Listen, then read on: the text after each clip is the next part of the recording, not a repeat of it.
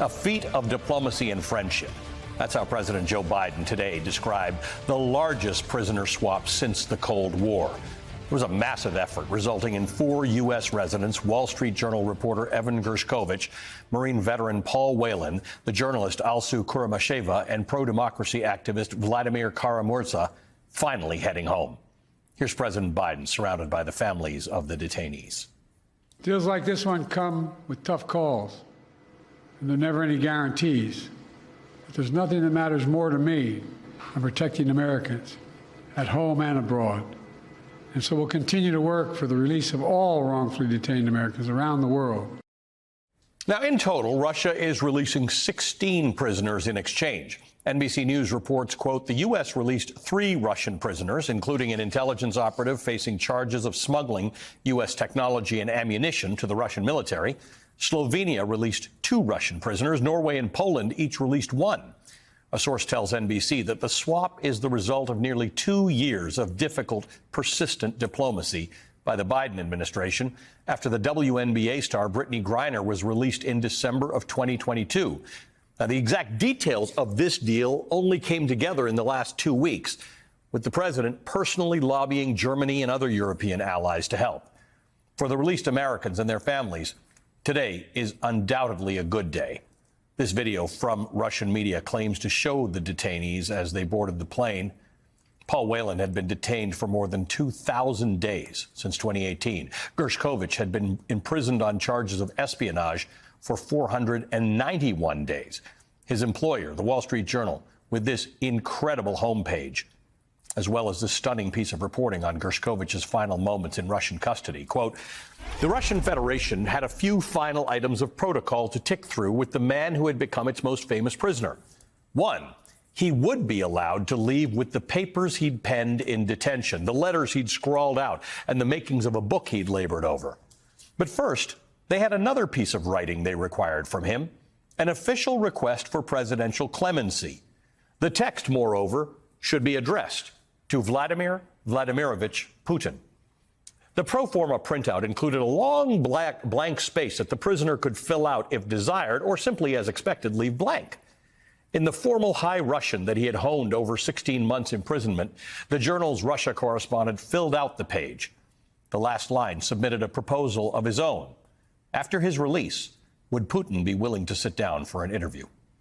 That's where we start today with the veteran journalist and co-author of the book Kremlin Rising. Susan Glasser is here. She spent 4 years in Moscow as the Washington Post's bureau chief there. She is now with The New Yorker. Also with us today, MSNBC's senior national security analyst, the former director of the CIA, John Brennan. And at the table with me, former top State Department official during the Obama administration, Rick Stengel, is here. Good afternoon to all of you. Thank you for being with us. Director Brennan, let me start with you. This is a very big deal, just from a logistics and negotiating perspective. What are the kind of things involved in getting a deal like this done? Well, it's an unprecedented deal, and it is a remarkable display of very effective and successful statecraft and diplomacy by the Biden-Harris administration, because there are just so many pieces to this. As you mentioned earlier, it probably was 2 years in the making. This is the continuation of the ongoing dialogue between the United States and Russia about getting individuals released. And so I'm sure that over the course of these last many months, there have been detailed discussions that had to take place both within the United States government, because there are multiple agencies that would need to be involved, but also this orchestration across 5 or 6 other countries in terms of getting them to agree to release some prisoners, and also just to take care of the logistics about when this transfer would take place, how it would be done. And so, again, trying to understand the full coordination of this is really quite, remarkable in terms of how it was carried out, just because there are so many aspects of this that were taking place across many countries. And also, I think it just underscores the importance of these alliances that the U.S. has built up over the years, and how our global leadership really is so important and integral to be able to make actions like this come to fruition. And so therefore, again, I am just amazed. I've been involved before in bilateral exchanges with the Russians, complicated enough, but a multilateral one done in secure manner and no word of this leaked out before. It truly is a testament to, again, the professionalism of the individuals involved. Susan Glasser, all of these prisoners, these hostages, that's what they were, are held for different reasons and different causes. The one that was most interesting to me was Vladimir Kara-Murza, who is an opposition leader for all intents and purposes. This is different from arresting somebody like Evan Gershkovich, who you expect they're going to trade for someone. This is a sort of a different calculus with Vladimir. What do you think was behind him being released?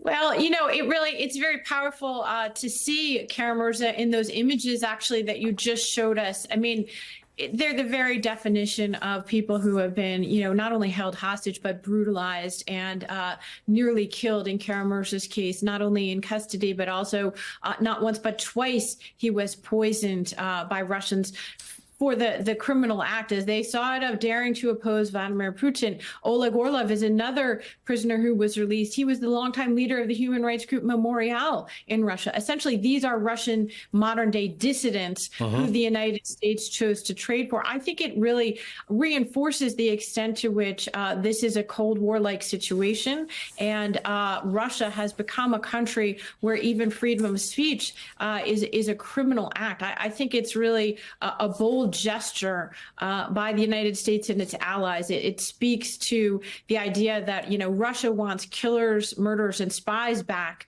and we're working for the freedom of people who simply chose to oppose Putin's tyranny. Rick, I want to play for you something that Secretary of State Blinken said today on the complexity. Director Brennan was referring to this, but the complexity of this deal and what he referred to as enlarging the problem set. Let's listen to him. It took the incredible collaboration of, as you know, of a number of other countries in order to do this. And so a lot went into just working with those countries to get this lined up, as well as, of course, dealing with the Russians. But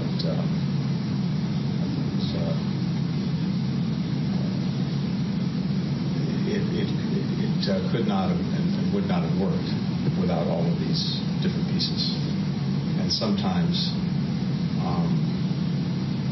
in a way, enlarging the problem set is actually the key to success, and I think that was the case here. Apologies to those people who are only getting the audio of the show. That was a little, the recording wasn't fantastic on that. But he's talking about enlarging the problem set is sometimes the key to the solution. We don't think about that. Those of us who don't negotiate things for a living think that you want to keep things to the specifics of the problem. You have a prisoner, we've got a prisoner, we want to trade. This became successful because the Biden administration reached out to other countries to say, why don't we make this a multilateral deal? Yes, it's a paradox, Ali, but it is also an axiom in diplomacy, is that if you have a small intractable problem, making it bigger sometimes solves it, because there are other pieces that are working. Like maybe Slovenia wants to get rid of those two people and get someone back. And so, but as John said, I mean, this is like a three-dimensional chess problem. I mean, even the negotiations within the U.S. government are complicated. But it's a tribute, as President Biden said, to alliances, to friendships, where people trust each other, where the Chancellor of Germany released an assassin, killed a German citizen on his territory because the U.S. president and the U.S. government asked him to, and because he knows that there's a reciprocity there. Right. That's super important. That's what the whole Biden presidency is about, and that's what's on the line now. That's right. That's an important point. Director Brennan, there has been talk. I mean, most people are very happy to see that these hostages are released. There is always talk about whether these sorts of deals incentivize places like Russia. Most hostages held today are held by either states or state-aligned organizations. Talk to me about that. How do you think about that? Do these trades cause places like Russia to take more prisoners so that they can get more trades?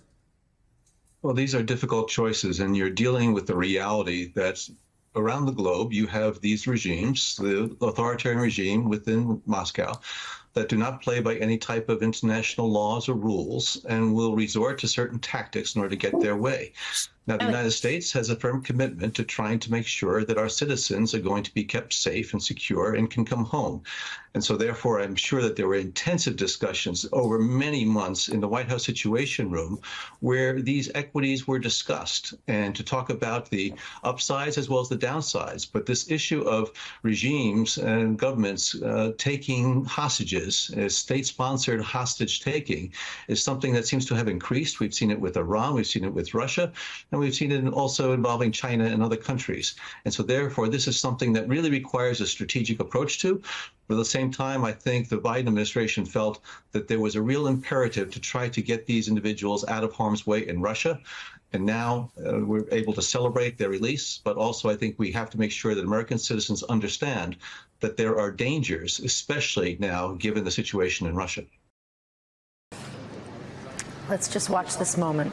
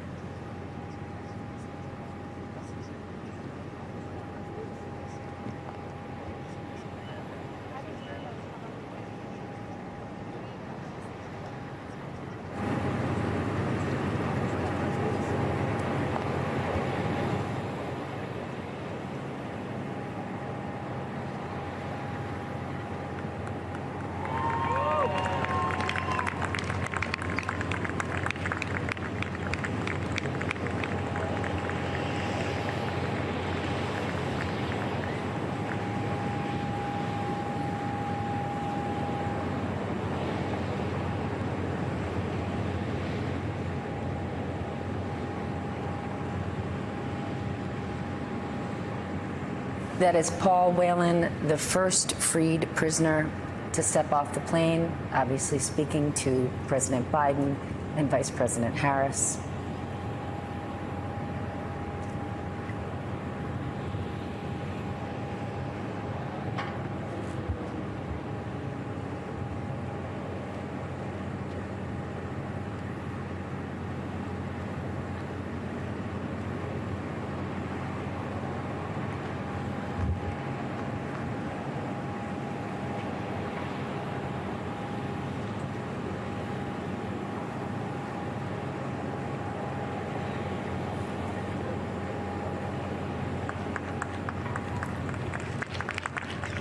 And there is Paul Whelan.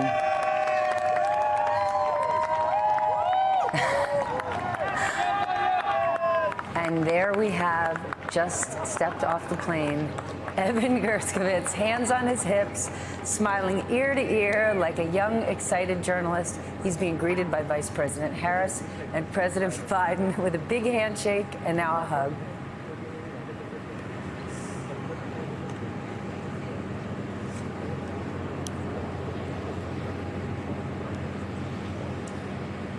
Monica, we are watching here. Obviously, we can't hear much. What is it like on the ground? It was actually just a funny moment, Steph. As you saw Evan get off the plane, the president and the vice president were turned still toward Paul and his family members, and they were looking over there, and he sort of came out and put his arms out like, hey, I'm here. And the vice president turned around when she saw him and did the same thing, and they quickly went to each other for an embrace. There were mass cheers. Here's Evan and his mother. Oh. In a beautiful moment. Senate Majority Leader Chuck Schumer joins me now. There is so much I want to talk about. I'm so grateful that you're here, but you know we have to start with this prisoner swap. Mm-hmm. What are your thoughts tonight? Look, the administration did a great job. Evan Gershkovich, what a fine person. I worked actually in a very bipartisan way with Mitch McConnell to try and put pressure on the Russians to get him out. But the administration did a great job. Whelan, he was just, you know, a Marine. He went to a wedding and they just arrested him. And they did a very good job because the number of people on our side who got out was far exceeded the number of theirs, and a lot of them were just political dissidents. Some were friends of Navalny and others. To get those out was a big deal. This is a good thing, and I'll tell you what it does, Stephanie. It says to the other Americans who are imprisoned in authoritarian countries, we're never going to forget you. We're going to keep working till we get you out, too, and it gives them some hope, and that's a good thing, too. When you talk bipartisanship, it gives all of us hope. But I'm going to talk about someone who's not into bipartisanship, and that is Donald Trump. He is making this race about gender. He is making it about identity. And just yesterday, he referred to you, the highest-ranking Jewish American member of our government. Ever. Jewish okay, ever. As a proud member of Hamas. Yeah, I mean, I want to get your reaction, but also, what do you do with that? Because that makes its way through right-wing media circles. Yeah, but all different things make their way through right-wing media. Look, it's ridiculous. The lower Donald Trump gets in the polls, the more unhinged he is. He's unhinged right now. He's scared. You know, a leading Republican senator said to me in the gym this morning, not in the gym, in one of the rooms we were in, he said, we're going to lose because of this guy. Would you like to tell us what Republican senator that was? I would not like to tell you who it was, checking. but good try. But look, Kamala Harris is scaring him. He's even afraid to debate her. She is proven. She has a great record with Biden.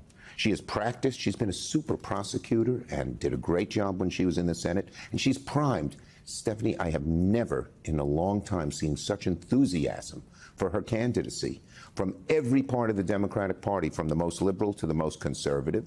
You're hearing independents talk about her favorably. This is great, and she is going to go on and win. Then is there any second guessing of why didn't you nominate her sooner? Whether it's Kamala Harris 18 months ago or the 6, 8 people we've been talking about in the last 2 weeks to potentially be her VP, her running mate. It's like the Democratic Avengers, this unbelievable next generation, some of whom we never even heard their names before. We nominated Joe Biden, and he did his job in 2 ways. He beat Donald Trump, but he had one of the most amazing 4-year or 3.5 years now in Congress that we've ever had. I know. I worked with him on all those bills. Look, we passed so much. More than in 30 years. We passed the IRA, which reduced the cost of prescription drugs. Insulin's now $35, and did more to help us fight global warming than anything else. Together we passed the CHIPS and Science Act. It brought jobs back to America. We're making chips in America, thousands and thousands of good-paying jobs. We beat the NRA for the first time and said young people can't have assault weapons. The veterans who were overseas and were exposed to these burn pits so that their lungs got all kinds of cancers and stuff, the VA wouldn't pay for them. We changed that. So Joe Biden has done a great job, and he was a very good candidate. He's a patriot. He knew that Donald Trump winning would be a disaster. And as always, he did the right thing for America. But he had a great 4 years, and nothing's going to 3.5 now. It'll go 4. It'll be also very good. Nothing's going to take it away from him. Nothing. It has been 2 weeks since he decided to end his reelection campaign. You are very close to him. You were very close to him during those last few days, making that decision. I know you met with him. What was that like? Well, look, we had a heartfelt conversation. We had a caring and almost loving conversation because we are so close. I did tell him I thought he had to hear the views of so many in my caucus, but it was a good conversation. I don't want to get into any specific details. You're welcome to if you decide I know. One day, maybe, but not tonight. But it was a conversation that I knew that he would do the right thing for America. And he did. And he's walking away from this with his head up high, tall, because he's had a great presidency, and now he's doing the right thing and he decided that Kamala would be the best successor quickly. It was an open process. Anyone could have run. Hakeem Jeffries, the leader of the House, we decided, she asked us. Kamala called me about 20 minutes after the president called me and said he wasn't running. And she said, I want an open convention. I don't need... She said it. She said, I don't want people twisting arms. So I didn't call a single senator, but within the first day, there was such enthusiasm that about 40 of my 51 senators endorsed her. Same thing happened in the House. She's walking forward, and Donald Trump is walking away from Project 2025. Yes. Right? This 900-page manifesto that was put together by the Heritage Foundation and some members of the Heritage Foundation who were part of the Trump administration who And could would be closer again. to them, would be again. Anyone who thinks they won't enact this stuff is smoking something. So how do you, Donald Trump is now disassociating himself, saying Project Who. How do you keep it in focus and help voters understand if he wins, this thing will be back, and here's how it will impact your lives? I think it's very important, our senators are all doing this, to look at how it affects things locally. Okay? So they want to slash veterans' benefits and money for veterans' hospitals. We only have one veterans' hospital on Long Island, 3 million people, lots of them veterans. And Northport is the hospital. It gives good health care. I've helped get it funding. I've helped get them an HVAC system that they needed. But if that hospital closed, our veterans would be out. Yet you read on page 800-something, they're going to close a lot of these hospitals just because of them slash the money. So I think localizing it is important. Today I got on the floor of the Senate, held up a picture of Northport and said, we cannot let this close. I will not let this close. But that's what they want to do in 2025. Last week, we had, you read about those tornadoes for the first time in Utica, New York, my dad's hometown, Rome, New York. Guess what they want to eliminate? They want to get rid of the Weather Service. They want to privatize the whole Weather Service. That's right in there in Project 2025. So I went up there and I said, can you imagine if there was no warning system with all the weather changing? We never had 20 tornadoes in a day in New York State, just about ever. And so looking at the specifics and taking specifics and then localizing them to how it affects your community, I think will be very devastating. If you just say, oh, it's going to cut a whole lot of things, no one's going to pay much attention. Let's talk about something else you've introduced, the King's Act. That will end No King's Act that will end presidential immunity if, in fact, a president were to have committed a crime. This seems like a great idea. Yeah, it is. Look, here's the issue. Go ahead. Is it too late? Well, no, because we want to make sure it doesn't happen in the future. It's not too late because the court just made this awful ruling that said if the president does something official, he can't be held accountable, and he more or less can define what's official. Nixon, right before Watergate, said if the president does it, it's legal. That's utter bull. That's not what the founding fathers said, and it's not in the Constitution. But we call this the No Kings Act because Americans, from George Washington all on to the future, we don't want a king. We want a president who is limited by the rule of law.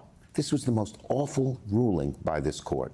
So the No Kings Act, I have 38 Democratic sponsors, repeals it. Some people say you need a constitutional amendment to repeal it. You don't. The actual, Judge Alito said, Congress can't regulate the courts at all. Bull. You read the Constitution, the plain language is in ways we can regulate the courts, and this is one. But that would require Congress working together and passing something, sir. Well, I would hope that our Republican friends would see something as egregious as this, that says when any president, Democrat, Republican, I don't care what they are, breaks the law, that they can't get immunity. And I'm hopeful that it got a lot of sponsors right away. And look, our Republican colleagues, sometimes they are under the sway of Donald Trump. But I think they're learning very quickly, given what's happened the last few days, that he is not their best leader. And just as that gentleman said to me, that senator said to me this morning. Whose name is? Mr. X. That he's not the person to follow. If this Mr. Macho is scared, but then really, let me just Kamala make this Harris? point. That Mr. X, who said to you he's not the person to follow, don't you have a hard time looking him in the eye? That person's an elected official who holds public office, who will tell you privately in the gym, God, that guy sucks, Stephanie, but he certainly won't say it in public. I have been surprised by how many Republicans privately, when they talk to one another and talk to us, know how bad Donald Trump is, but they're afraid of him. He's privately a bully. means They go nothing along when with you him. hold public office. Okay. Before we go, let me tell you one thing. Yes. When he loses, and he's going to lose badly, in my opinion, then maybe we'll get a Republican Party. It'll be conservative, but it won't be the kind of party that's following Trump. One of the things that will help him lose is Kamala Harris, VP Harris, choosing the right running mate. Who do you want it to be? I have faith she will choose the right candidate. Come on, nothing? I have faith she will choose the right candidate. This is an incredible governing victory for the Biden-Harris administration. We only found out about it today, but it took 2 years to get here. What did it take to secure this release? It took a huge amount of negotiations close engagement with the families, in-person and direct negotiations with a whole range of different allied countries, from Germany to Slovenia to Turkey, obviously to Russia as well, and a very delicate balance of the different elements of this package. There were so many different prisoners who were released from different prisons in Western countries and from Russia. So this is a towering accomplishment of diplomacy by the Biden-Harris administration. Vice President Harris, as you just reported, during the Munich Security Conference in February, had in-person meetings with critical leaders like German Chancellor Olaf Scholz.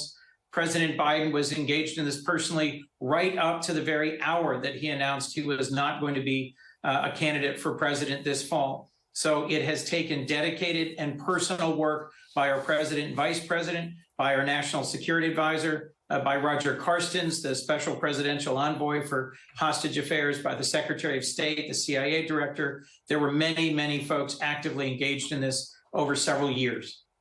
I want to talk to you about July 21st in a moment, but Donald Trump has criticized the deal, of course. Here's what he said during the debate with the president in June. We have a hostage, a Wall Street Journal reporter, I think a good guy, and he's over there because Putin is laughing at this guy. I said, by literally, as soon as I win the election, I will have that reporter out. So, Senator, President Biden obviously knew a deal was close and couldn't say. But what do you read into Vladimir Putin's agreeing to the prisoner exchange now? Well, first, what former President Trump said is just flat out not true. Paul Whelan, the Marine, was taken prisoner by the Russians while President Trump was in office. The idea that somehow this reflects on Putin's respect for one or disrespect for another is just another of former President Trump's outlandish and unhinged assertions. I do think that this shows that President Biden and Vice President Harris and their team are masterful negotiators, that they were able to fine-tune what were the different exchanges necessary to secure the release of these Americans and Russian freedom fighters. So, Senator Coons, you spoke to President Biden on July 21st, the day he stepped aside, while securing the release of the detainees. What can you tell us about that conversation? Well, look, parts of it I'm just going to keep private, but he wanted to thank me for my loyalty and my engagement and my hard work, and I thanked him for his incredible service and leadership. He called me just moments before it was announced that he was going to step aside and endorse Vice President Harris. As you've seen in the nearly 2 weeks since, there's been a real energy and an engagement by volunteers, by donors, by Democratic Party activists, as well as just average voters all over the country who've been caught up in the excitement about Vice President Harris, who will soon be our nominee at the Democratic Convention in August.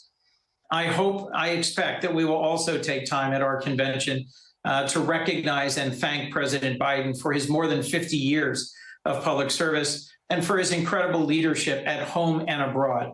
His expertise, his deep knowledge, his relationships with leaders around the world is what has made possible a whole series of his significant steps forward, whether it's building partnerships in the Indo-Pacific, like the AUKUS partnership for nuclear submarines, or the trilateral partnership between Japan, South Korea, and the United States, or his marshaling 50 countries from around the world to support Ukraine. He's done a huge amount. And if I might, Jonathan, for one more moment, as these folks newly released from prison are welcomed home, President Biden and Vice President Harris, they've done their part, their team's done their part.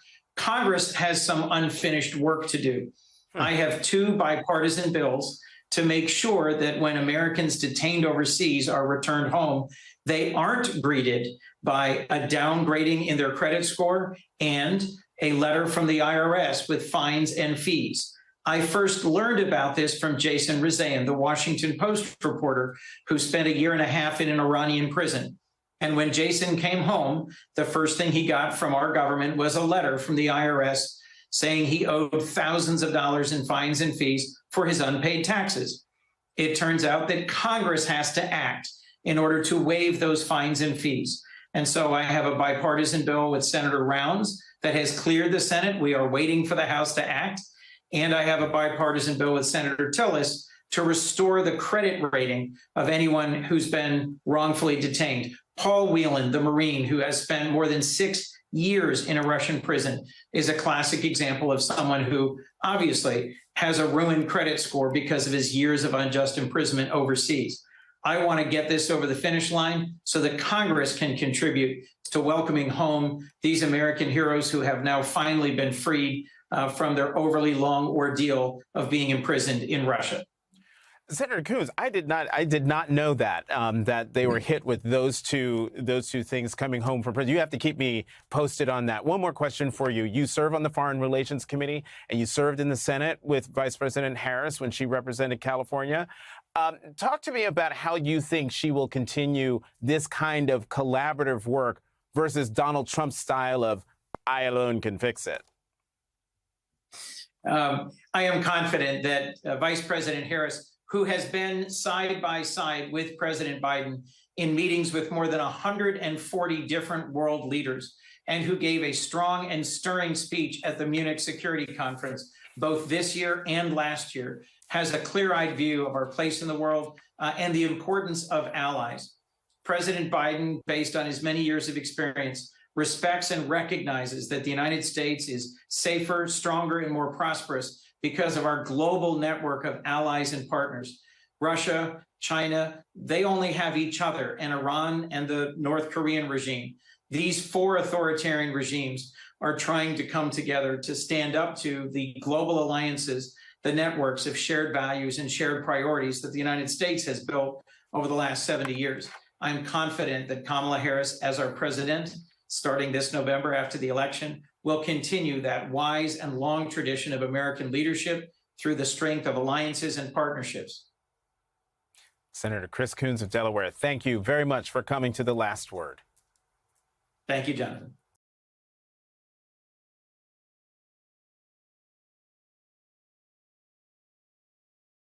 If there's one thing we know about Donald Trump, it's that he craves being in the spotlight.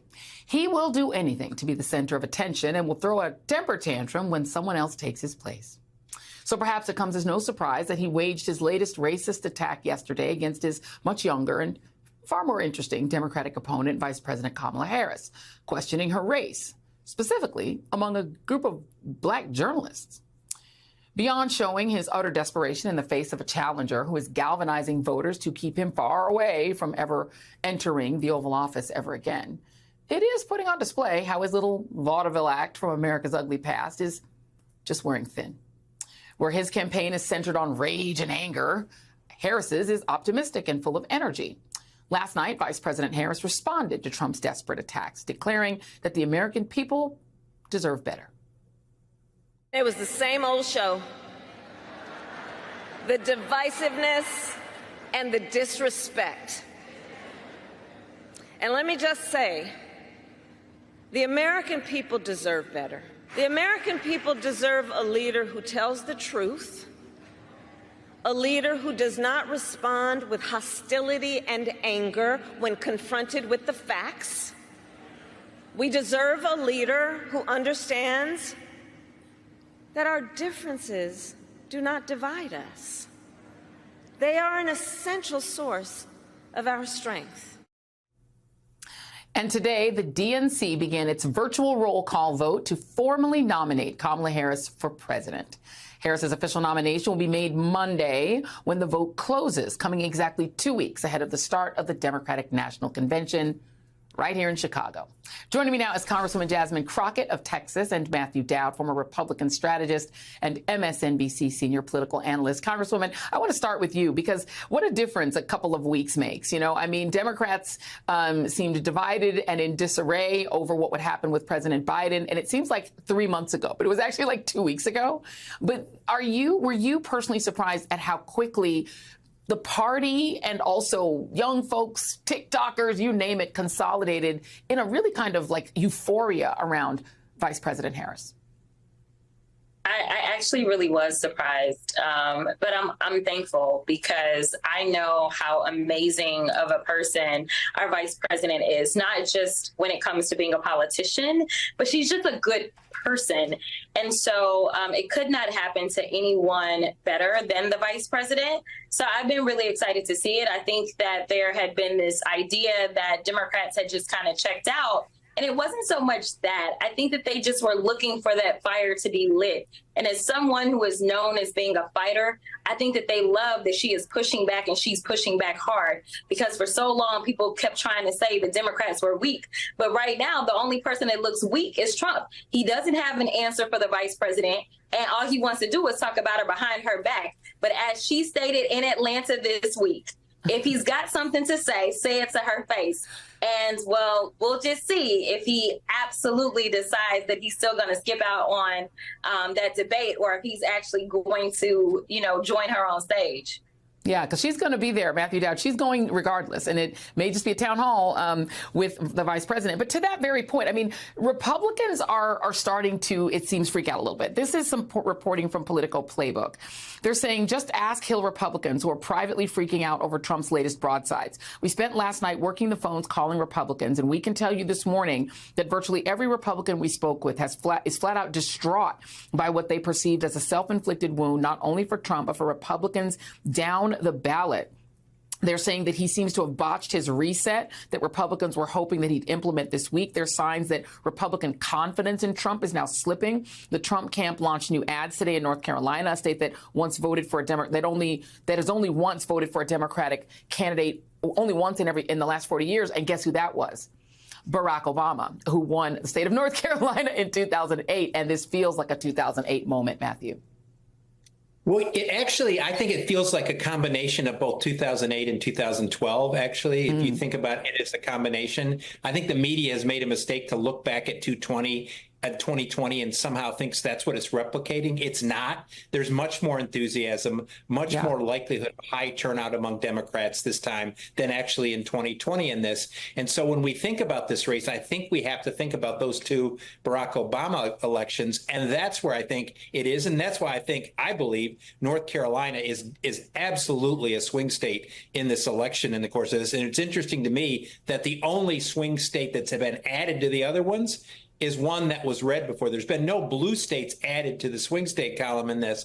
To me, what's evidenced in this whole effort in the last 2 weeks, and then especially the last 24 hours, is how far out of sync Donald Trump and the Republicans are for where America is.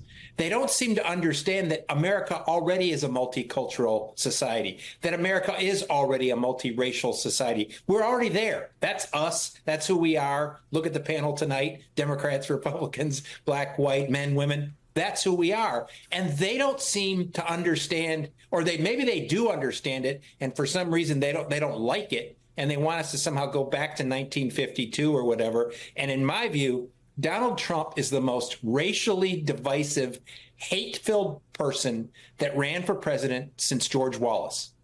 Wallace. Very clearly. Is our George Wallace. Yeah, absolutely. And I think there's a generational issue too. And you are a perfect person to speak to this, Jasmine, because you're a young congresswoman. There's almost as if Donald Trump is stuck in like the 80s or even maybe the 60s or 50s, because for younger people, if you're under 50, if you're a Gen Xer, like my generation, like you're so used to multiracial people, it's just not a thing. Look how many millennials who do have kids have multiracial kids. How many white Americans are married to non-white Americans? So, Donald Trump's vice presidential candidate running mate is married to a non-white person. And he's awkward even in defending her. They seem so retro. And even their celebrities are like Hulk Hogan. Kid Rock. Whereas your girl, Megan Thee Stallion, is who's coming out for Kamala Harris. It's almost like it's sort of this, they don't even seem to be in this century is what I'm saying. No, I think a central part of this campaign is that we're not going back, right? Like you have heard the vice president say that over and over and over. Matthew Dowd just repeated it. So obviously it is starting to get somewhere. That's what you want people to do, is you want them to have a theme that catches fire and they can repeat. Because when we look at the policies that are coming out from the Republicans, when we look at Project 2025, when we look at the Supreme Court, that is basically Trump's Supreme Court, everything is about taking us back to a dark part of our history. And what we're saying, especially our vice president, as a Black woman, for those that don't know, she's Black, she Black, as a Black woman who's saying we won't go back because we honor those that bled, died, and risked their lives for us to make sure that we move this country forward. We just saw the president down in Austin, Texas this week. And what was he doing? He was commemorating the work of a great Texan, LBJ. And so we want to move this country forward. And that's the option that you get with a Kamala Harris. Yeah. Or you can go back to the 1960s where they've got the likes of Byron Donalds glorifying the Jim Crow era as he's married to a white woman that he wouldn't have been allowed to get married to. But very quickly, we have to go to break, but just to show you just policy-wise, President Biden just added another 25 million borrowers for student loan debt relief. That is a forward-looking policy. Senate Republicans had the opportunity to extend the child tax cut. They're obsessed with people having babies. They voted it down. Only the Democrats voted in favor of it, and of course, Bernie Sanders. Only 3 Republicans voted for it. This is a problem. It's a retro policy. Okay, don't go anywhere. We're keeping both of these great guests.